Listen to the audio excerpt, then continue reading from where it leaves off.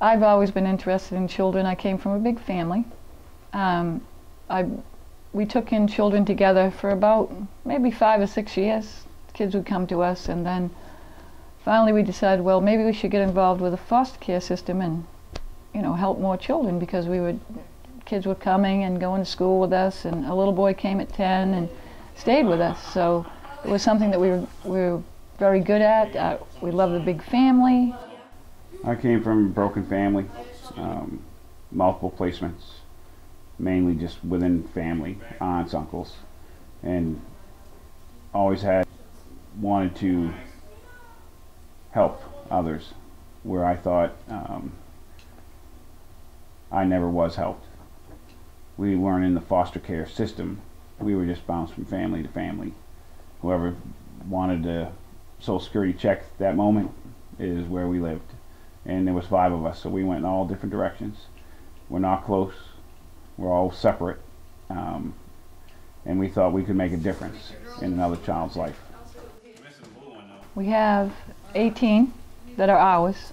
That makes us unique, because I came with a set of kids, she came with a set of kids, we took in some state kids, and then we had an ours.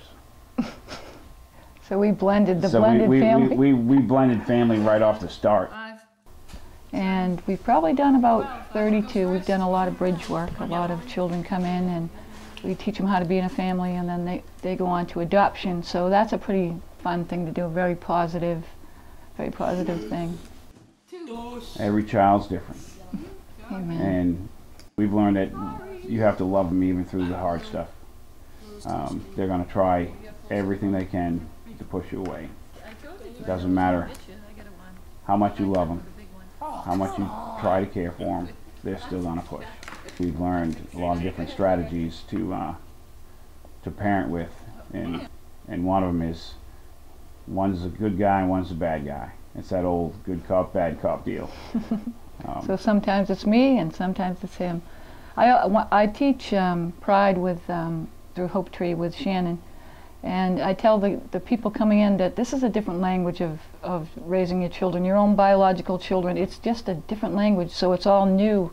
When you're coming into it, good parents have good strategies, but you have to think even further outside the box, that these kids are so injured and so hurt that they've learned well how to keep people away. And so that's, you know, by the time, especially doing therapeutic foster care, they've been in many homes and they don't believe adults, so what makes you think that you're going to be any different than they are? So it's a time game. I'm going to love you anyway, and you have to spend a lot of time on relationship with them first before you discipline, and discipline meaning teaching.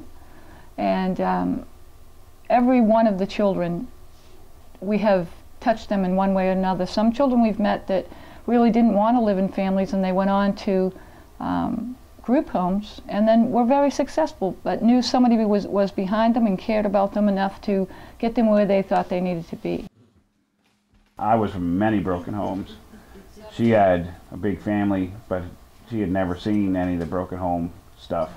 And when some of the children started acting a certain way, I'd be like, hey, this is why. And she'd be like, what? You know. It was a foreign language to me to learn. He knew a lot more than I did, so whenever I got in trouble and thought, okay, what am I looking at? Because it's very different than being in a home that's mom and dad and all the trust issues. And God has played a huge role. Whenever we get to the end of it and we start to pray, we say, okay, Lord, please help us through this. If it's not your will, give us a way out. Do your homework. Know what you're getting into, because once you say yes to a child, you could definitely hurt a child further by letting them go when they become very tough. So knowing somewhat what you're doing before you start. Get as much education in the field as you can, talking to people or sitting with the social workers and just asking questions that are on your mind or your heart, and then it's pretty much, you need a good support system. You need people who, in your church, in your family, that accept what you're doing, because you're gonna need those people for support. You need support and people to talk to that you can trust. Most of the time, I'm not saying all children, but most of the time in foster care, it's a one-way street when it comes to love. You give it unconditionally, and you know that 9 times out of 10, it's just not going to come back at you.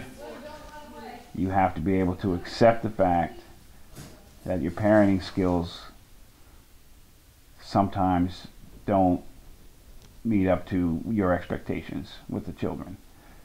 Not all parents can stay seriously structured enough to make a difference. You have to stay structured. You cannot change, and you cannot be soft. I don't want to say, you know, and you got to be willing. harsh. You have to be a very strong-willed person, because they, like I said at the beginning, they're going to push, and they're going to push, and they're going to do whatever they can to make you hurt like they do. And you got to be willing to sacrifice your time. It takes a lot of time to undo what's been done to these kids. So you have to be able to give more than receive. More than receive. You can't be doing foster care for a void in yourself, because it will never work that way. You have to be able to want to put into somebody else and pray. You know, sometimes it really is really good. The kids that we see at 20 and 24 years old and 30 years old that have already grown and come to us, some of them, it took till in their 20s before they even appreciated us. But it's amazing what happens at that age when they do look at the outside world. They've been out there long enough and realize what they had and what we did for them by just standing and being there for them and loving them, like you said, unconditionally, just loving them through their ugly.